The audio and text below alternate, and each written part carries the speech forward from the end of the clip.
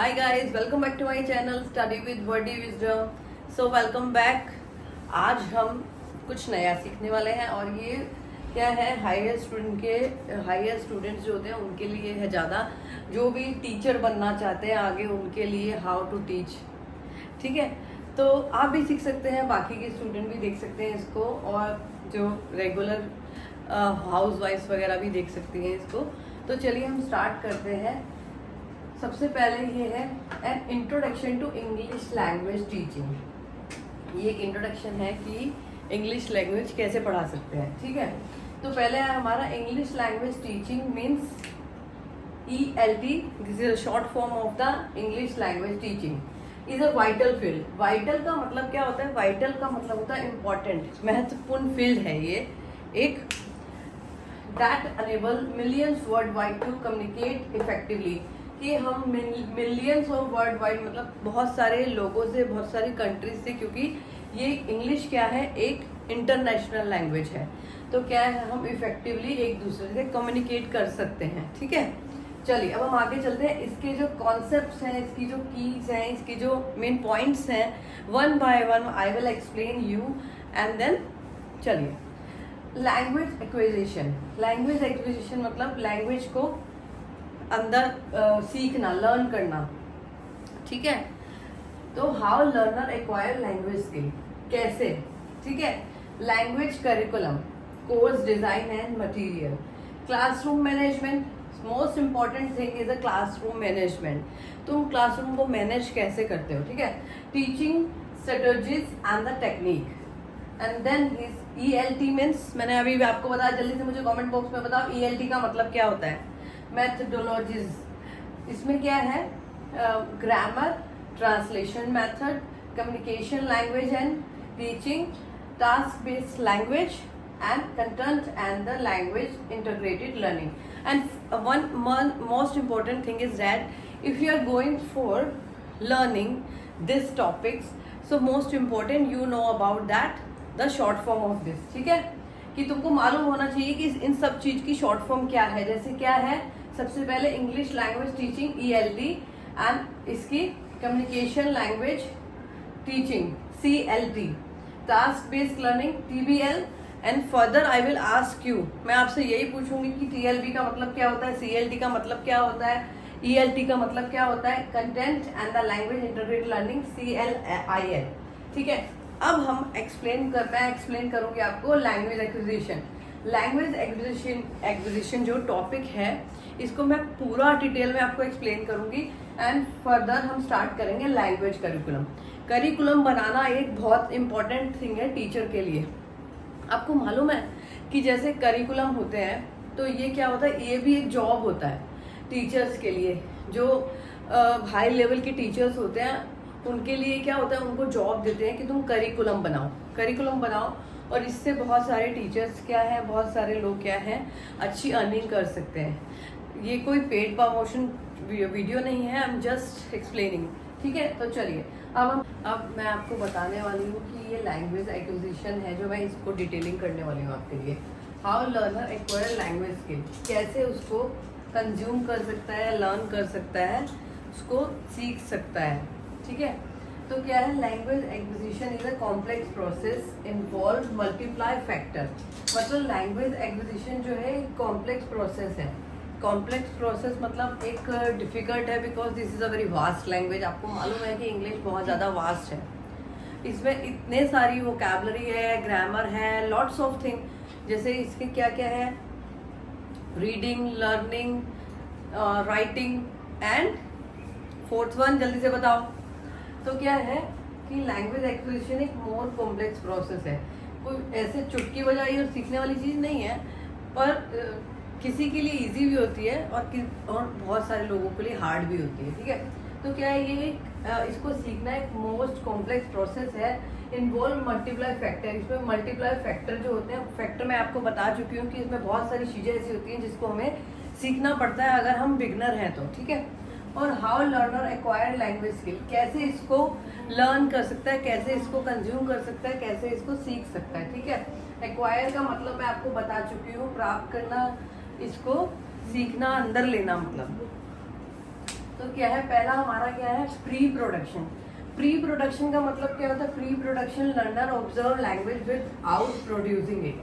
मतलब वो कोई चीज़ भी प्री प्रोडक्शन मतलब पहले से ही सीखा हुआ जो होता है, मतलब उसको ज़्यादा ग्रामर की को सीखना नहीं पड़ता है, ग्रामर नहीं सीखना पड़ता है। बहुत सारे ऐसे जो मैं आपको बता रही हूँ, जैसे ये क्या है, मल्टीप्लाई फैक्टर है, इनको यूज़ नहीं करना पड़ता।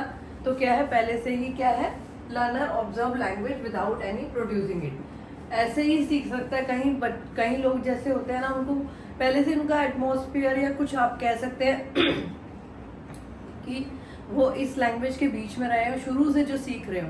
मतलब जैसे हम एक हमारी चाइल्डहुड लैंग्वेज होती है, मदर टंग बोलते हैं जिसको, तो वो अगर हम शुरू से सीख रहे हैं ना, तो हमें किसी भी फैक्टर की, किसी भी मल्टीप्लाई फैक्टर की यूज़ नहीं करनी पड़ती है। रीडिंग, राइटिंग, व्हाटएवर जो भी ये चार वो बने हुए हैं कि ये चार चीज़ें हैं जिसके थ्रू हम इंग्लिश सीख सकते हैं। तो ठीक है, तो ये क्या है, प्री प्रोडक्शन ये हो गया। अब है हमारा early production.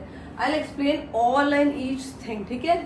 Early production, early production का मतलब क्या होता है, learner start producing simple language. मतलब जो बिगनर होते हैं, सिंपल लैंग्वेज, जैसे हम कोई वर्ड है, शॉर्ट वर्ड है जिसे हम यूज़ करते हैं और हम इसको बोलते हैं क्या, कि पहले हम एक वर्ड ले लीजिए कोई सिंपल सा, उसको क्या है, अब वोकैबलरी का कोई वर्ड ले लीजिए, उसको क्या, अब हम पहले क्या बोलते थे, स्मार्ट, जैसे स्मार्ट हो गया या बड़ा हो गया, तो क्या है, यूज, उसको यूज़ करते हैं अब, यूज पहले। तो ऐसे जो है कि उसको पहले सिंपल लैंग्वेज में, सिंपल वोकैबलरी में लर्न करना है, उसके बाद हमें क्या करना है, आगे आगे उसको बढ़ाते जाना है। तो हमें इंग्लिश अर्ली प्रोडक्शन मतलब सिंपल लैंग्वेज यूज़ करना, बिगनर्स जो होते हैं। और क्या है, स्पीच एमर्जेंस। स्पीच एमर्जेंस क्या हो गया, स्पीच एमर्जेंस हो गया, the learners language become more complex. मतलब क्या है कि इसको क्या है, ये कॉम्प्लेक्स जो है, ये एक तो इंग्लिश क्या है, एक कॉम्प्लेक्स, मोर कॉम्प्लेक्स चीज़ है, मतलब बहुत डिफिकल्ट। मैं आपको बता रही थी, स्पीच एमर्जेंस का मतलब है कि लर्नर जो है लर्निंग अ मोर डिफिकल्ट, जो डिफिकल्ट सीख रहा है, जैसे कोई वोकैबलरी है तो वो difficult to difficult, advance to advance vocabulary सीख रहा है। वोकैबलरी आप खोल के देखिए कि आपको कितने सारे वोकैबलरी ऐसे वर्ड हैं जो आपने कभी सुने भी नहीं होंगे, ठीक है ना। तो ऐसे, तो इंटरमीडिएट फ्लुएंसी, मतलब इंटरमीडिएट का मतलब होता है मध्यवर्ती। मध्यवर्ती मतलब क्या होता है कि वो क्या है, बिगनर भी नहीं है और क्या है, एडवांस भी नहीं है। तो इंटरमीडिएट फ्लुएंसी मतलब learner refine their language skill. Refine मतलब उसको और पॉलिश करना, तो वो अपनी लैंग्वेज को क्या है, learner polish their language skill, अपनी जो इंटरमीडिएट है उसमें इम्प्रूवमेंट लाना। और एडवांस फ्लुएंसी का मतलब तो आप लोग जानते ही हैं। तो एडवांस फ्लुएंसी का मतलब, जल्दी से यहाँ पर मैंने आपके लिए छोड़ा है, जल्दी से मुझे कमेंट बॉक्स में बताइए कि एडवांस फ्लुएंसी क्या होती है, ठीक है। चलिए अब नेक्स्ट टॉपिक की तरफ चलते हैं। हमारा नेक्स्ट टॉपिक क्या है, लैंग्वेज पेडागोजी। लैंग्वेज पेडागोजी का मतलब क्या होता है, पेडागोजी आपने सुना होगा, पेडागोजी का मतलब क्या होता है, तो पेडागोजी मतलब टीचिंग मेथड एंड अप्रोचिंग। तो ये क्या है, एक टीचिंग मेथड है पेडागोजी। तो मैं आप इसको डिटेल में आपको बताऊंगी कि पेडागोजी क्या होता है पहले तो, ठीक है। चलो आगे बढ़ते हैं। को बता रही थी कि हमारा क्या है, व्हाट इज पेडागोजी। पेडागोजी क्या है वो मैं आपको बता रही थी, तो चलो देखते हैं।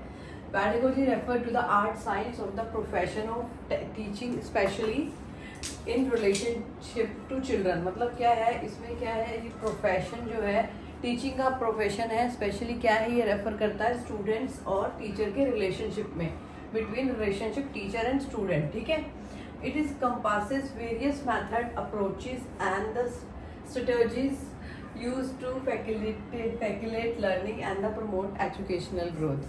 तो क्या है, इसमें क्या है, टीचर क्या करती है, वो बहुत सारे मेथड, वेरियस मतलब बहुत सारे मेथड अप्रोच करती है फॉर चिल्ड्रन, बहुत सारी टेक्निक यूज़ करती है, बहुत सारी facilitates learning and the promote educational growth. मतलब ये क्या है, एजुकेशनल ग्रोथ को प्रमोट करने के लिए है स्पेशली, ठीक है। तो अब आपको समझ आ गया कि पेडागोजी का मतलब क्या होता है, और इसके क्या है कीज एस्पेक्ट्स मैं बता रही हूँ आपको, पेडागोजी के एस्पेक्ट्स। इन इंस्ट्रक्शनल डिज़ाइन, तो कैसे इंस्ट्रक्शन देने हैं, क्या क्या करना है, वो सब आना चाहिए। टीचिंग करिकुलम डेवलपमेंट, करिकुलम का मतलब क्या होता है, करिकुलम मतलब पाठ्यक्रम, सिलेबस जो होता है वो, ठीक है।